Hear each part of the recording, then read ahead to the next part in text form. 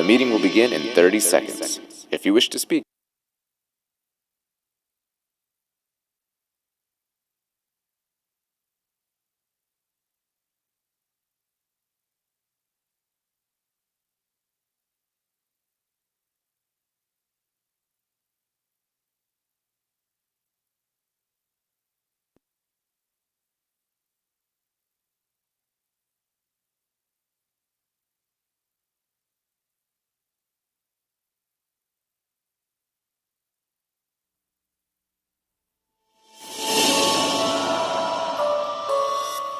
the meeting will begin in 10 seconds.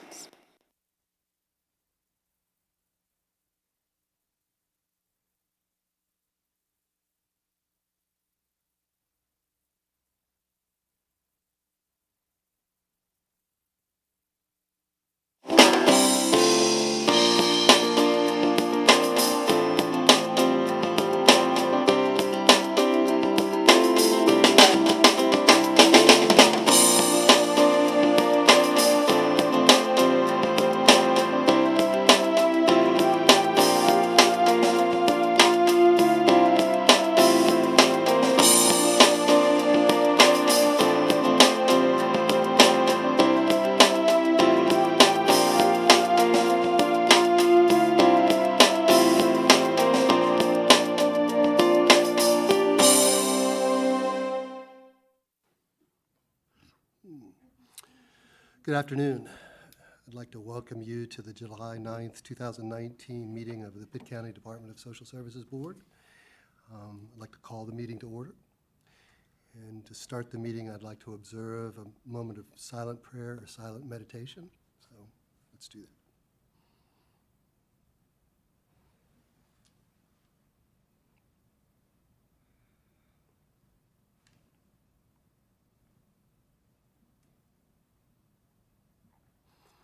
Okay, thank you. And do we have anybody signed up for public comment? Okay, so nobody signed up for public comment today. Next on the agenda will be to adopt our agenda. Do we have any revisions today? Anything? So, No. can I have a motion to Move adopt? we adopt. Second. Second, thank you. And then also in your packet, you had a copy of last month's minutes. So if you've had a chance to review those, maybe a motion to approve. So moved. And a second? Second. Okay, thank you. Okay, next on our agenda, we have a new member to our board. So we're going to have a swearing in of our new member. I'd like to welcome Adjourn Dancy to our board. And I think we'll take a moment and let Miss Susan swear him in.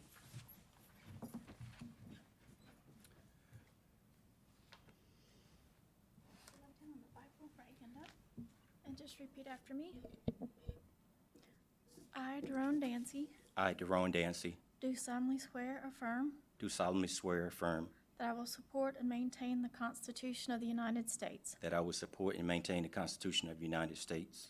I, Adjourn Dancy, I, Adjourn Dancy, do solemnly swear or affirm do solemnly swear or affirm that I will be faithful and bear true allegiance that I will be faithful and bear true allegiance to the state of North Carolina to the state of North Carolina and to the constitutional powers and authorities and to the constitutional powers and authorities which are or may be established which are or may be established for the government thereof, for the government thereof, and that I will endeavor and that I would endeavor to support, maintain, and defend to support, maintain, and defend the Constitution of said state, the Constitution of said state, not inconsistent with the Constitution of the United States, not inconsistent with the Constitution of the United States, to the best of my knowledge and ability. to the best of my knowledge and ability.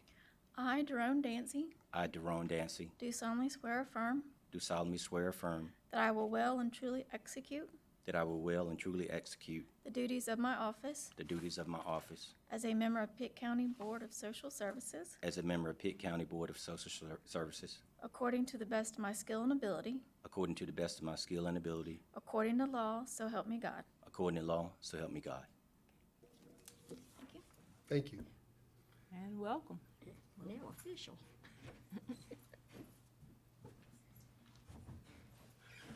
I'd like to officially welcome you to the board, Mr. Dancy, and look forward to working with you. I think you have you bring to us a great skill set and good experience, and I think you'll really complement the workings of the board here. Would you like to say anything? You want? Just thank you, Jim. I'm really excited to serve Pitt County. I am returning home after being a veteran of the United States Navy, so I'm definitely looking to come back and give my part back to the community. Thank you. Okay. Now, I guess moving on to the next part of the agenda here, we have the selection of a new board chair and a vice chair. So I guess the process would be that I would look for nominations for that. Ms. Jan, is that the way we do it? That would be what we need to do. So let's take Need a them individually in terms of things. So would anybody like to nominate for the board chair? I would like to nominate Jim Cox for board chair. Second. And all those in favor? Aye. So that's That's done. That's done. Okay, I guess that was got easy it. enough. You got it. Okay, moving right along here, in terms of the vice chair position, in terms of things. If I'm able to nominate, I guess that I would like to nominate Dr. Sheila Bunch for vice chair. Second. Second. All those in favor? Aye. Aye. I don't know if we were supposed to do discussion or not, but no? Okay. Will she accept would be the question. Yes. Do you accept? Yes. I didn't know I had a choice. Okay, now we have that out of the way. So Dr. Bunch will be the vice chair for this upcoming cycle. Okay, moving on to items for consent. And I see energy outreach plan. I guess we have Brian to talk about that.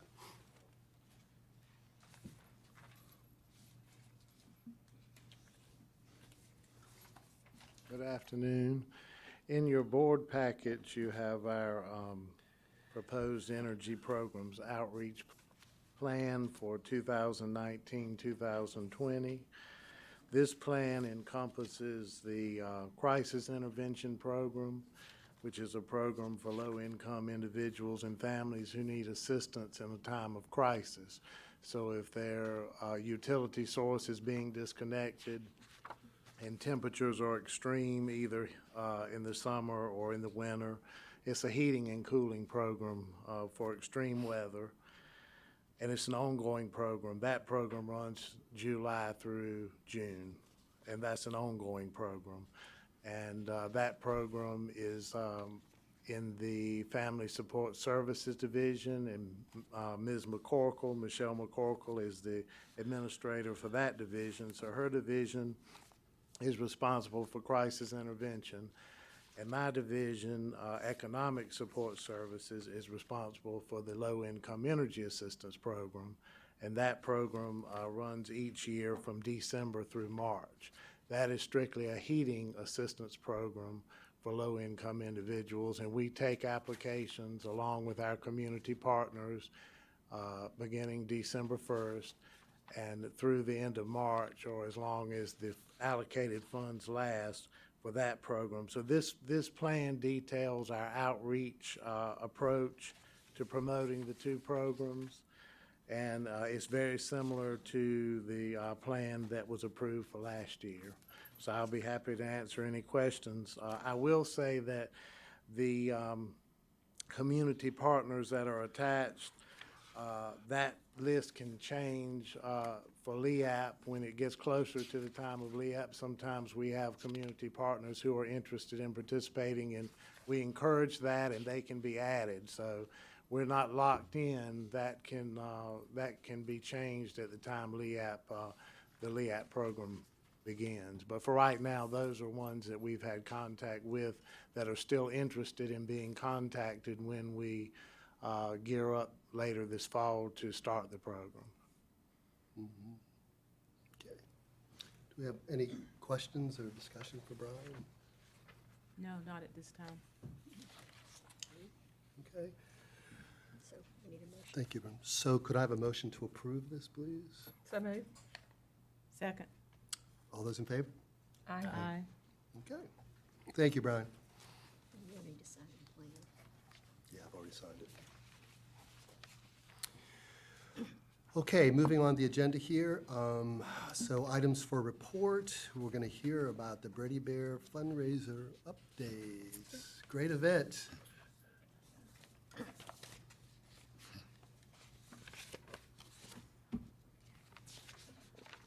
Good afternoon. I'm Chandra Muber, Social Work Supervisor here at Pitt County DSS, and I'm gonna let my new team introduce themselves.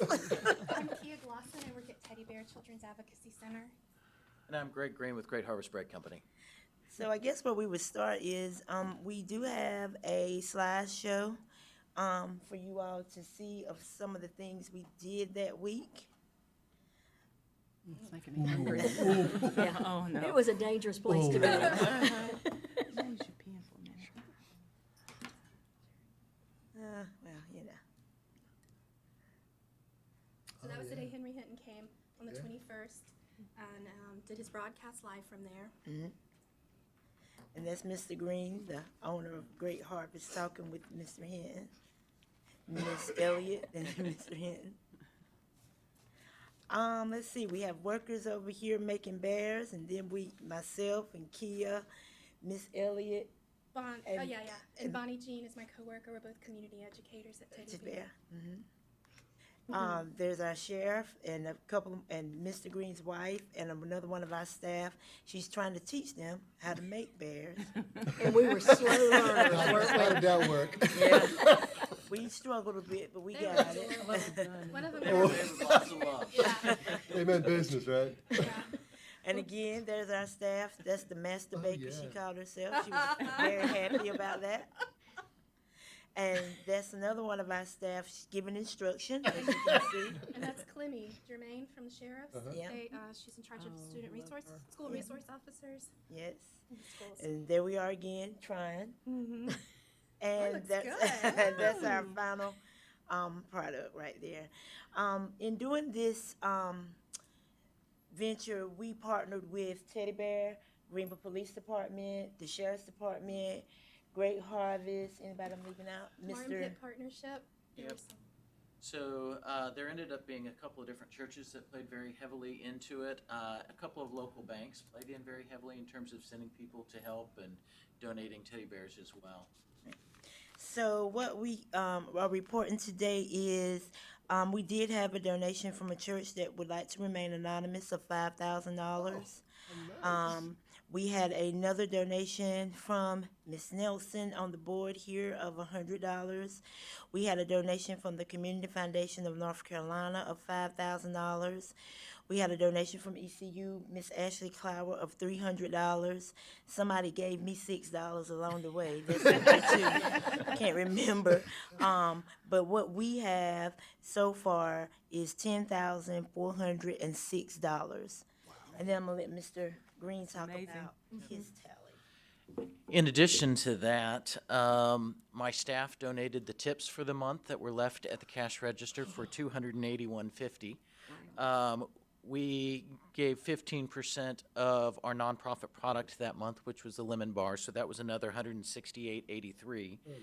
And then we sold 156 Bready Bears, and so the revenue to y'all from that was $624 for another total of $1,074.33. So all said and done between the donations that Chandra mentioned as well as through the bakery, bring y'all up to about $11,481.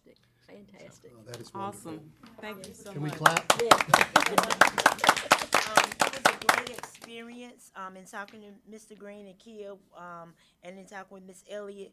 We are going to use this money for a child welfare fund to help all the children, that we serve through this agency. If whether it's not to prevent custody from being taken, if we can help it, or the children that are in our custody. But it was a great experience. It was a good outpour from the community, and I thoroughly enjoyed it. Told Mr. Green, though, baking, kneading that bread is not an easy job. But it worked. So it was fun. We had a good time and met a lot of new people, and we were able to establish partnerships within the community. May I say, there were two things we were hoping for. Oh, I'm Microphone. sorry.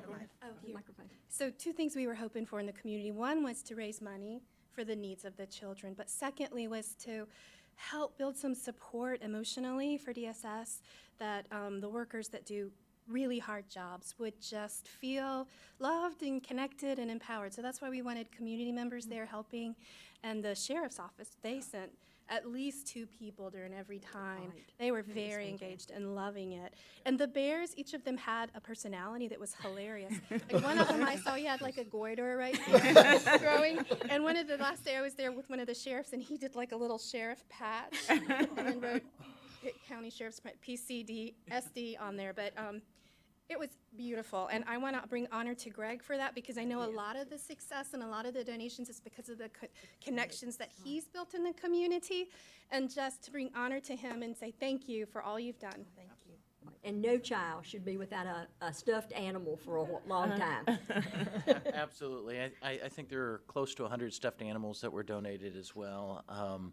For those community partners that may be watching, I want to say thank you.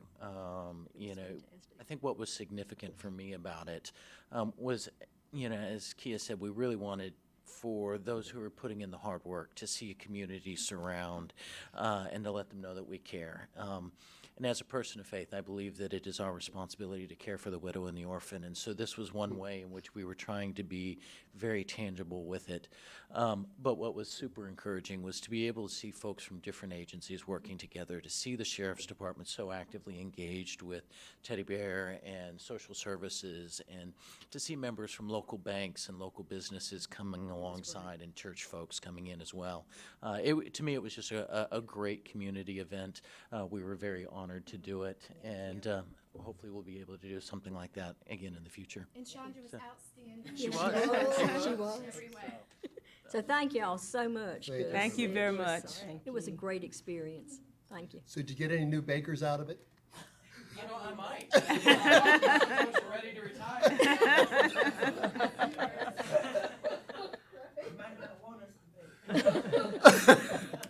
Thanks again. That is a wonderful event. Thank you. Okay. So I guess we're going to hear next on the agenda from Ms. Gwen Burns, and she's going to give us updates in terms of the trauma-focused projects we have going on here at Social Services.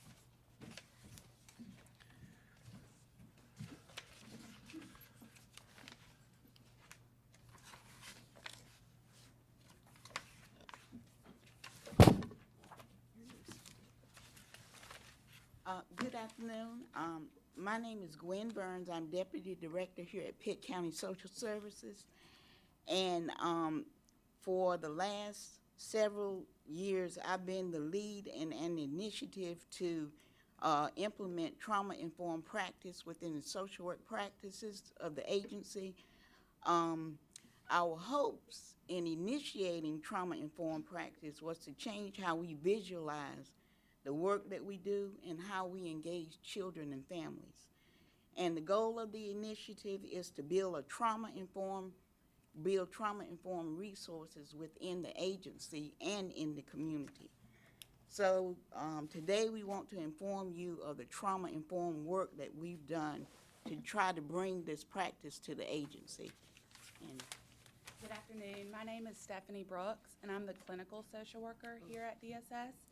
Prior to my work here, I did therapy in the community and comprehensive clinical assessments, and often I encountered children and families that had involvement with child welfare, but I didn't have a great understanding of the Department of Social Services, so that led me to a foster care position, and I gained a lot of great experience in that to understand the unique challenges faced by children and families with involvement in child welfare. And eventually I ended up in the clinical role here, and Ms. Burns and I's passions and visions collided in a lot of ways. She's been laying the foundation for trauma work here for a better part of a decade, and I'm just excited to join that movement with the agency. And so one of the first things that we wanted to just briefly go over is, what is trauma? A lot of people kind of think of like the big issue traumas, but what we've learned is that if you're drowning, it doesn't matter if you're drowning in 2 feet of water or 20 feet of water, you're still drowning. And so we want to highlight that, yes, it's an event. Sometimes it's a single event. Sometimes it's embedded in daily life, and that's what we see in a lot of individuals that we work with. And how it's experienced is different depending on who the individual is, and the effects also differ. Some of the common themes that we see with the people that we serve, they may be impacted by family violence, child abuse and maltreatment, sexual abuse. But some things that we don't often think of that are traumatic are neglect. If a child is dependent on a caregiver for survival and they're neglected, that is a traumatic event. Coming into foster care can be a traumatic event, as it's a traumatic separation. Chaotic environments that lack consistent housing and financial resources has been proven to be a trauma. So why is healing trauma important to our agency and to Pitt County?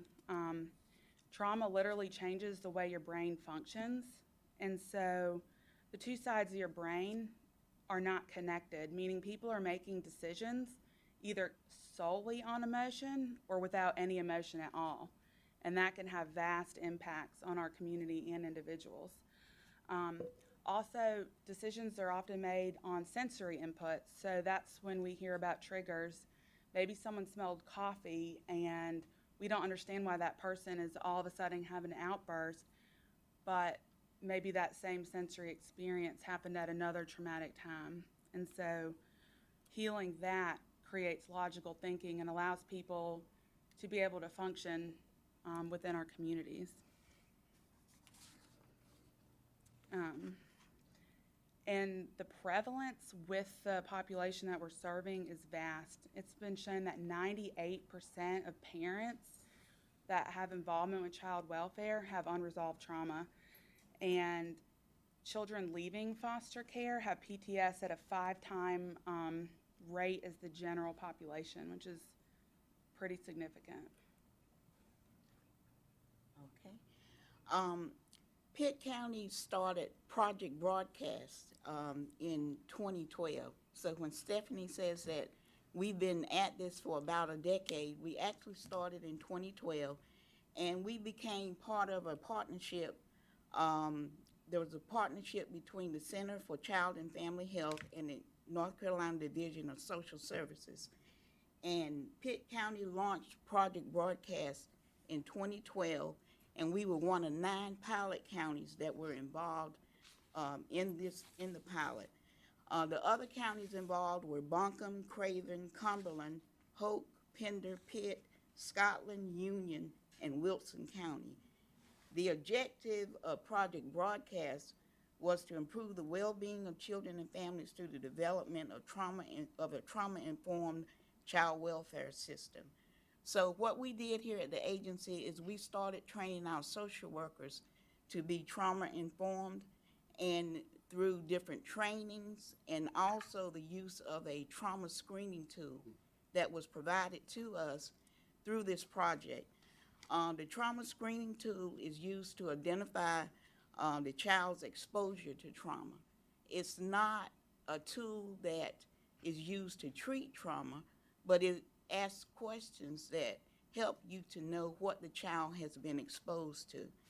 So in 2014, we worked to implement the use of the trauma screening tool in all areas of child welfare. So we looked at the assessments, in-home services, foster care, and adoption, and we did 3 individual trainings with each of these groups, each of these child welfare divisions, in order for them to become familiar with the screening tool and to start using the screening tool in practice. We also developed a protocol in order for them to use to indicate when the screening tool is to be used. So implementation was completed within the agency by early 2015. There are 5 strategies of Project Broadcast that are there in order to create a trauma-informed child welfare system. 98% of the parents involved in child welfare have unresolved trauma. The pilot county that we were, involved in ended in 2016. It was a 5-year project. But the Center for Child and Family Health and the Division of Social Services continued to work with Pitt County and the other counties that were involved with trauma-informed practice. So they have been back to the county to train new staff to answer our questions, they've revamped the screening tool, and to try to push forward trauma-informed practice within the agency. As of this year, there are 32 counties in all regions of the state that are currently involved with Project Broadcast in some way. So we are now one of 32 counties. And so we'd like to take a little time to delve into the strategies of Project Broadcast and tell you how we've been applying them here at Pitt County DSS. So the first strategy is to develop a trauma-informed workplace. And we aren't doing that in isolation. We're doing that by building community partnerships. One of the most tangible examples I can think of is I've worked closely with Kia and Pitt County Schools, and I participated in a 2-day resiliency educator apprenticeship training. And what that led to was Teddy Bear inviting me to be able to come become a certified resiliency educator through Pitt County Schools grant funding. And so it's really coming together and pulling together resources and really broadening our community and our scope. And so part of the resiliency education will be able to train staff here internally on quick skills to reset their nervous system, because we're often faced with people that are experiencing trauma, and so it allows for a more trauma-sensitive workplace and interactions, and it can prevent re-traumatization as well. And these are skills that anyone can teach in a moment too if someone is escalated, to help de-escalate a crisis. Because oftentimes people come to us at their worst moments in their life in a crisis mode.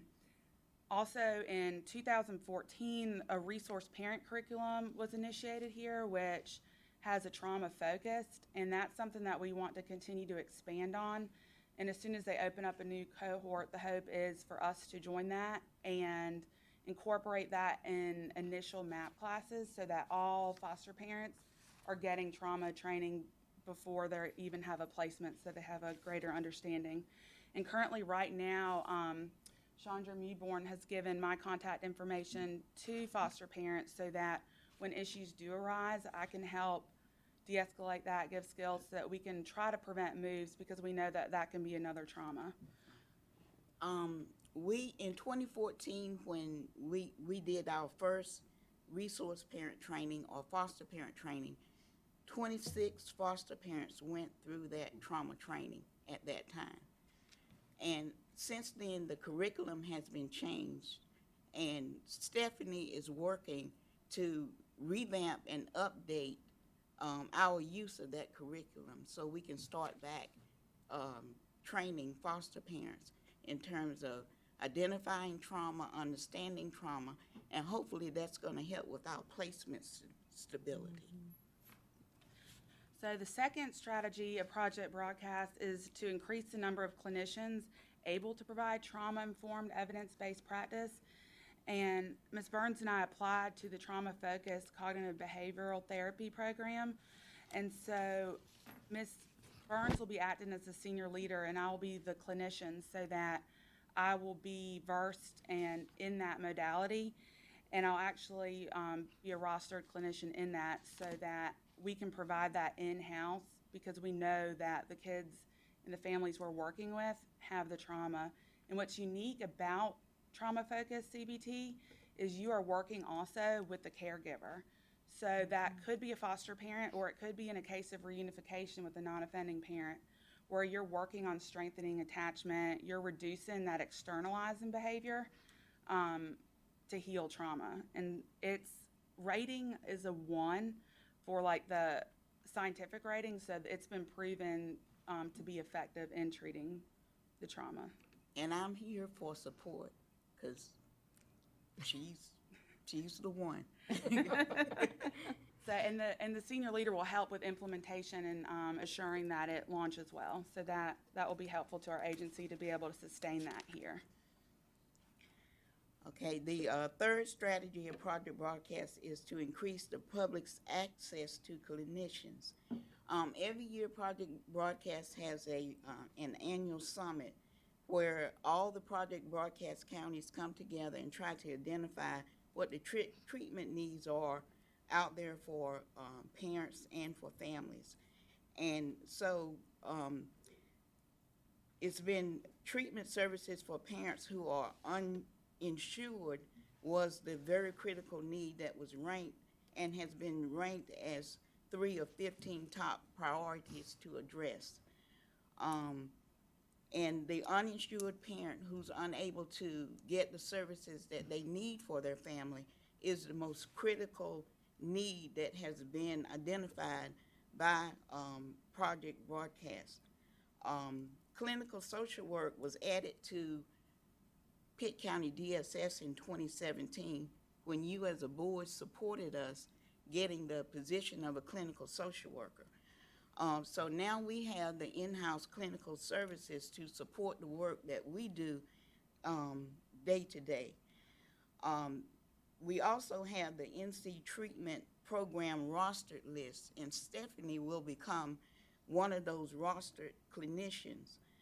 But what we have done at this point is that list of rostered clinicians has been given to all the social workers at DSS so that they can now access clinicians that they need to serve the families that they work with, along with what Stephanie provides.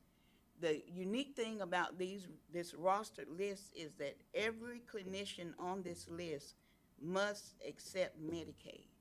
If they do not accept Medicaid, they cannot be on the list.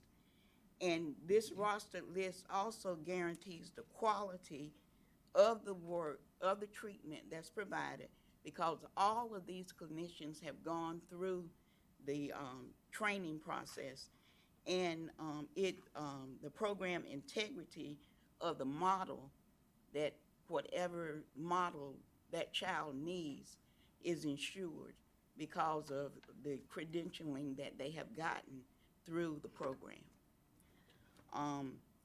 Also, another strategy, the fourth strategy, is to increase the public's access to clinicians.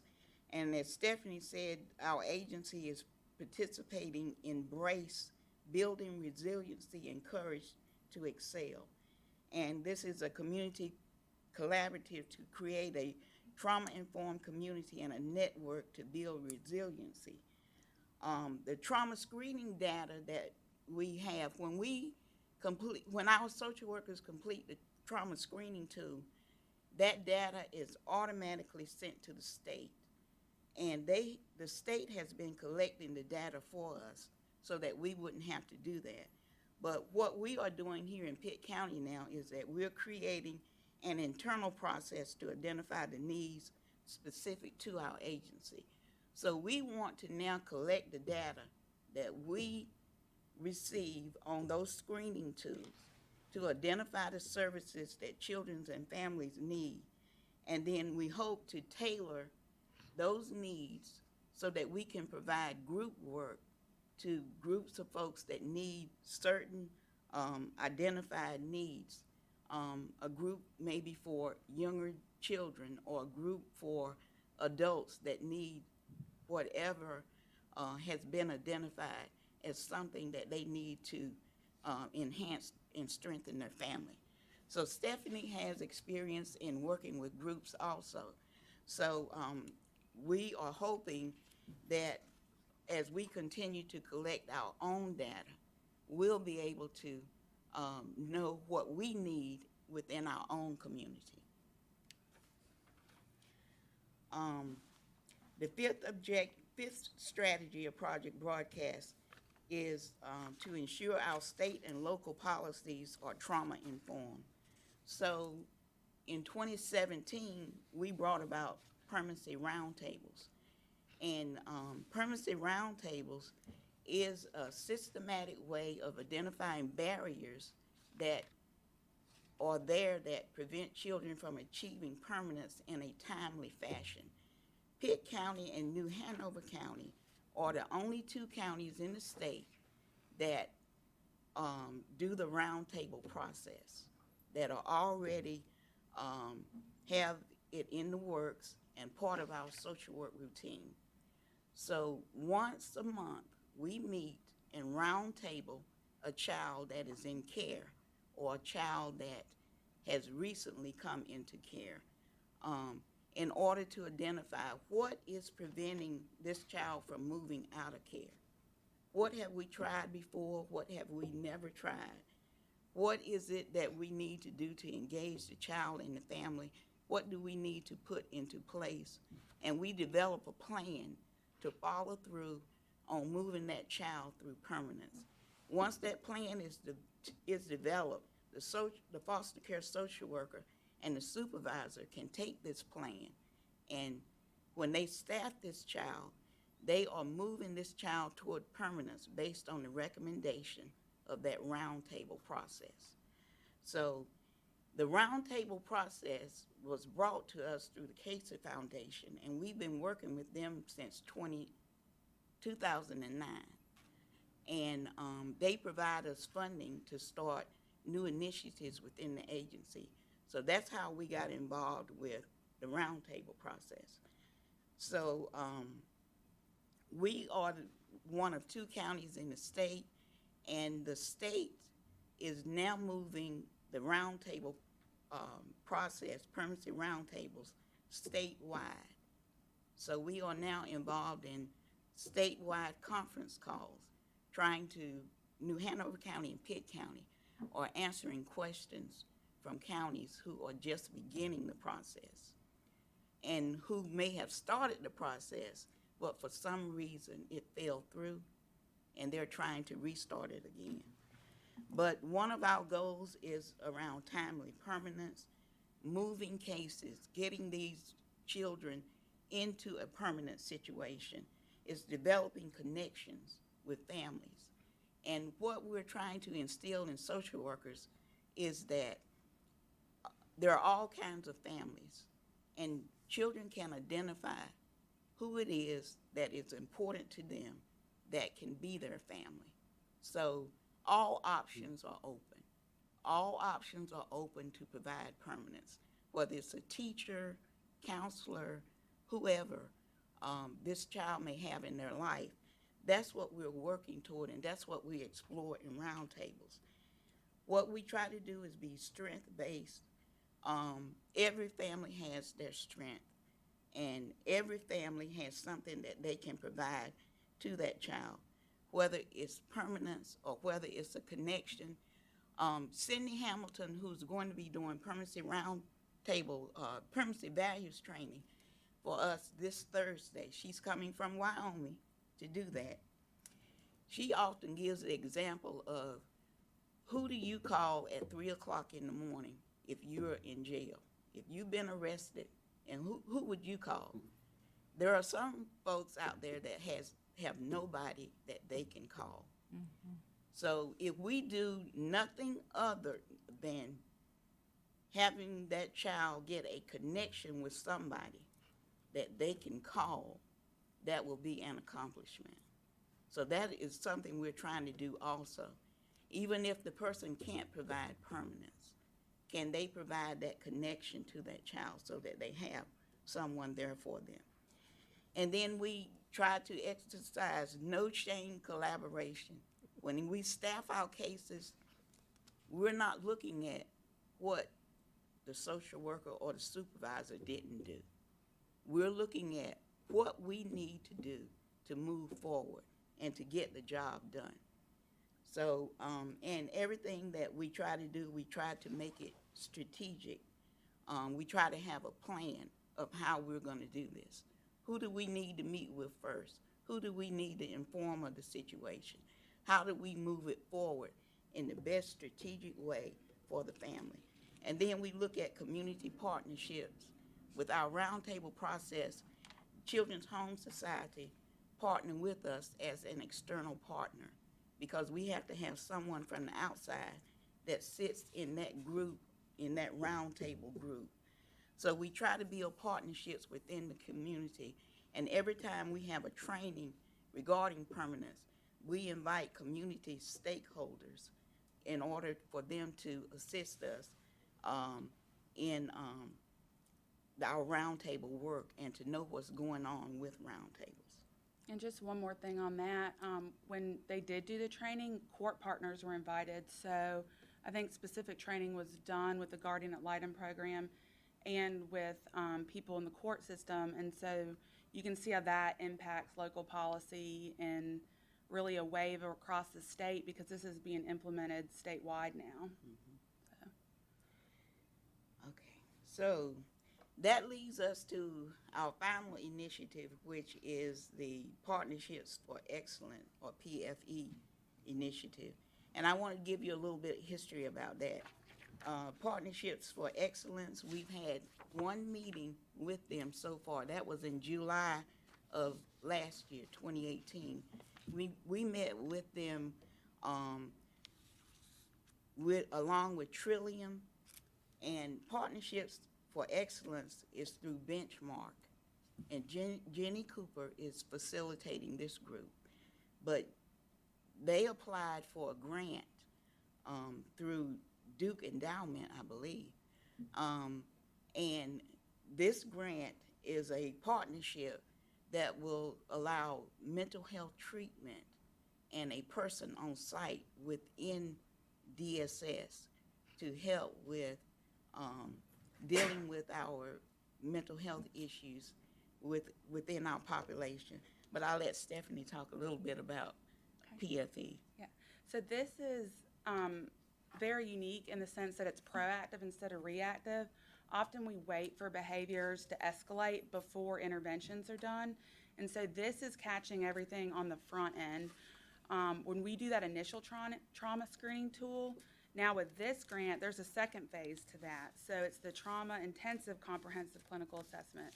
So as soon as someone does screen positive for trauma, then there's going to be a clinician that is going to work very closely with the social worker and the family and the child to do a very comprehensive assessment to figure out all the needs up front, and to go ahead and start trauma-focused CBT therapy, get those services in place so that we're getting it right the first time. Because right now we wait for children to fail up a system, so we wait for them to qualify for like a higher level of care, but they have to fail first, which re-traumatizes them because they're moving. Or that we have to wait for, or the behaviors are not such that they're maintained in a house, and so then they're moving, and so that's another trauma. So this grant is going to work with Pitt County DSS to do all of this up front, which is going to prevent re-traumatization and help the healing for trauma initially instead of waiting for outward symptoms to manifest. So, and what is unique is Trillium is going to have people here that are able to act in that role to coordinate that process. So not only is there going to be co-location, but there's going to be co-training, and of course collaboration, which is going to be very beneficial. And so through this partnership, the aims of it are going to be improved child well-being outcomes. And you can see how that can happen if we aren't letting a child fail when we're or waiting because of the way that the system is set up and mandated right now.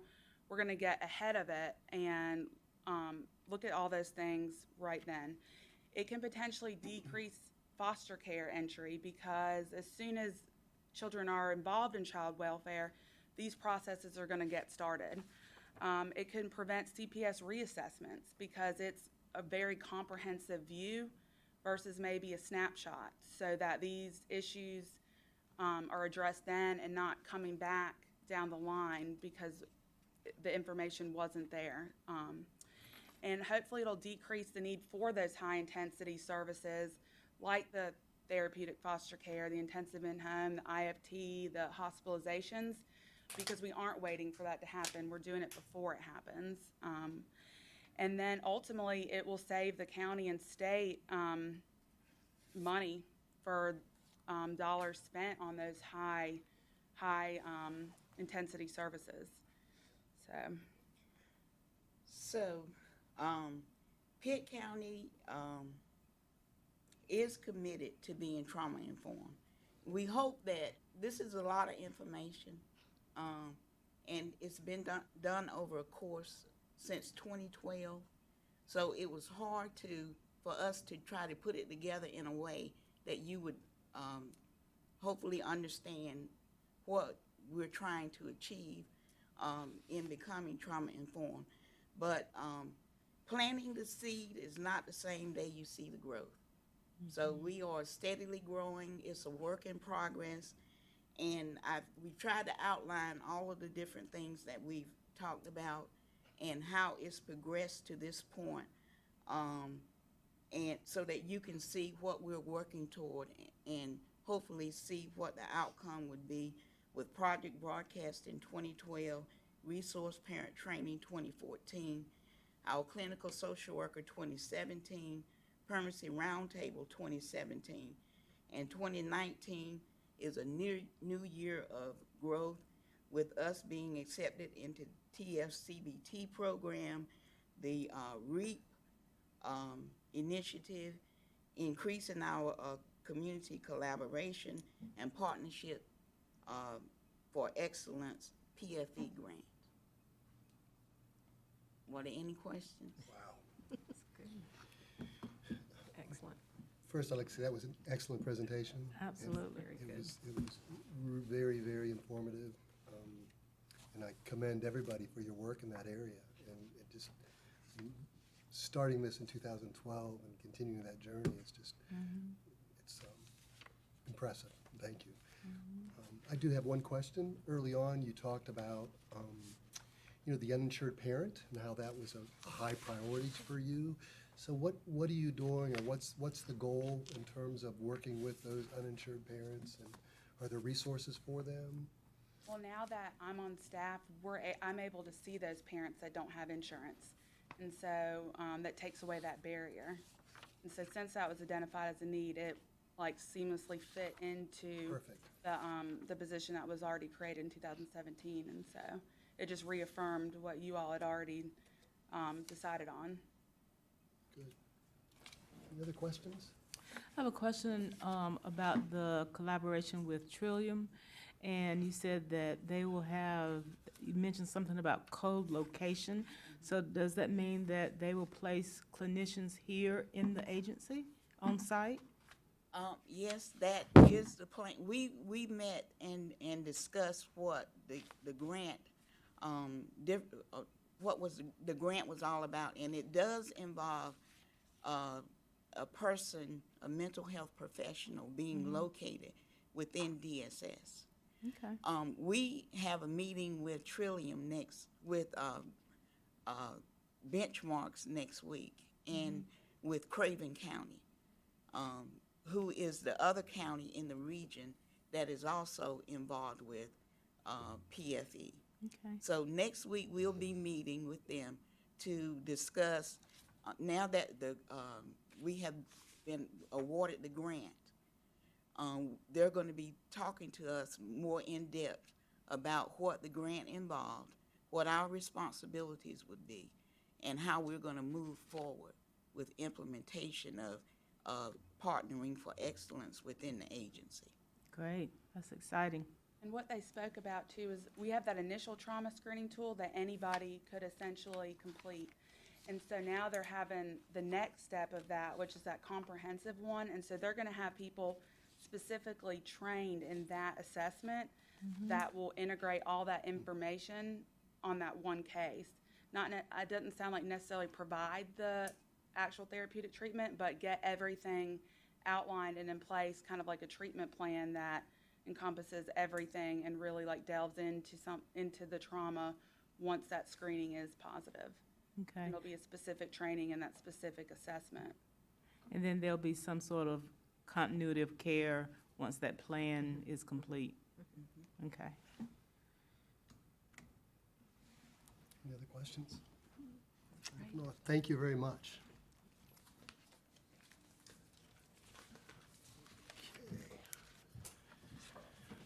Okay, I'm going to turn it over to Ms. Jan, and she's going to give us a budget report. Okay, and a lot going on in the DSS. I want to say thank you, certainly to the county commissioners and to the county manager and all those who supported us during the budget process. We, as you know, we did try to go for 24 positions, and we all knew that would be a stretch. We did get 8 of those positions, certainly, and appreciate the support from the commissioners and the manager for that. That was the three of the income maintenance caseworker 2s to help out with Medicaid and the work done in that area, including working all those reports. A child support agent 2 to work with our foster care caseload and anything else that Michelle needs them to do. 2 adult services social worker 3, so that would be somebody for a guardianship and somebody for APS. An interpreter for child welfare primarily. Obviously, they would be backing up if the folks are not available in the other building. And a trainer in child welfare to help with everything from NC FAST implementation to keeping us up with Northwoods, and then any kind of policy kinds of things that need to be done. So those were the positions that were funded. Certainly, like I say, appreciate that. There were several line items that we had asked for increases in, which was handled. We got our unmet needs for guardianship in APS were increased from $45,000 to $75,000, so that should help significantly. Our foster care payments, as you know, we have had a large number of children in foster care. So we had a need for $725,000, a little more than that, increase, and that included what we needed for our 18 to 21 population, and so they did increase our budget that much for that. We also have been authorized for some additional space over at the county complex government circle area. It is one of the group homes that's over there, and so we will be moving a small group of people over there. It will be our economic services folks who do daycare, and actually they're our family support services folks who do childcare, and our folks who do employment services, because they connect so much with the economic services folks, and because their manager is over there already, and that would be Michelle. So hopefully we can get in there shortly and start making that transition, and that would free up space for it's about 13 staff that would go over, so that would free up some space in this building. We also are going to be able to replace some of our vehicles a little earlier than initially scheduled, based on some funding that we were given through the capital needs process. So that was great. We did not get funding for the initial down payment for science and safety training, our initial implementation of that. Some of the line items got reduced back to what we were the current year, and in some cases a little less. So like supplies, computer software, postage, equipment, some of those things are less than what we desired. And obviously we had asked for a much larger space expansion, and that was not funded, but we at least do have sort of a beginning plan. So those were some of the things that certainly we were appreciative of. Obviously, this is a tight year. Every year we know is a tight year, but there are a lot of unknowns this year, including what's going to happen with termination of parental rights appeals, the equipment needs that are going to be around, support for the added space to make it usable, because we're going to need to set it up with ITs kind of things, switches and all that kind of stuff that are going to need to be to make it usable. So there are lots of unknowns. And I can say to you that right now, as we speak, the Medicaid expansion, House Bill 655, which is Carolina Cares, is being voted on in the legislature in the House. And if that happens, then there certainly will be some need for some staff and other things related to that. So we don't know how that would play out if it were to pass. Obviously, if it gets through the House today, it's still got to do the Senate, so it's not a done deal. So there's a lot going on, and like I say, lots of unknowns, but that was my quick 5 minutes on the budget. Anybody got any questions or issues they want to, okay? So shall I move right into? You want to move okay, right into the just keep director's going. report, Ms. Jean? Okay, so Medicaid transformation. I think I sent out to y'all that there is a July 16 deadline that the legislature has to meet on the budget. If the budget is not passed by July 16th, Medicaid transformation is postponed until March, which would mean, and so the state right now has put a hold on mailing anything else out to the beneficiaries. They're not doing enrollment yet. None of that's going on, and that should have already started. The mailings and that kind of thing, because they were supposed to go live in November. So if it gets postponed till March, then we would get postponed from February, probably 3 or 4 months. So that would make us go in late summer, probably. We'll just have to kind of wait and see. Again, the state is still doing all the work necessary. They're just not getting the beneficiaries geared up yet. One of the things that I have done, we've talked with a variety of the PHPs, the prepaid health plans, about some opportunities to get information to our population, our beneficiaries. And so we have an October 4th date perhaps set up. We've got a location, and 3 of the 4 PHPs have responded that they would come if we set up a date. And they have agreed to come that date, and I'm waiting on 1 more. And if that happens, then we will try to have what I'm going to call a PHP fair. I don't know what you call it, but some type of an activity over at the Cooperative Extension Auditorium. The enrollment broker would be there, hopefully, and maybe even the transportation providers. We don't know yet. I've got that floating around the internet right now. But 3, like I say, have already responded to say, oh yes, we would be there. And what my hope would be is that they can then, because if we stay on schedule, our beneficiaries will have gotten a letter with a welcome package and some basic information about what's happening. But they won't have started enrollment until October the 14th.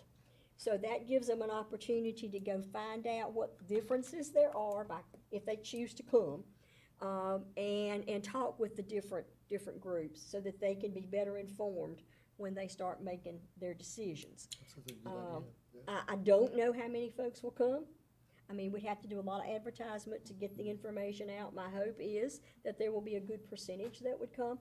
You know, we know from the enrollment brokers that in past years, about 20% in other states are all that enroll voluntarily. Wow. The rest are put into a mandated kind of category. They can change, but they get enrolled by the enrollment broker. So we'll just wait and see, but that is on the horizon.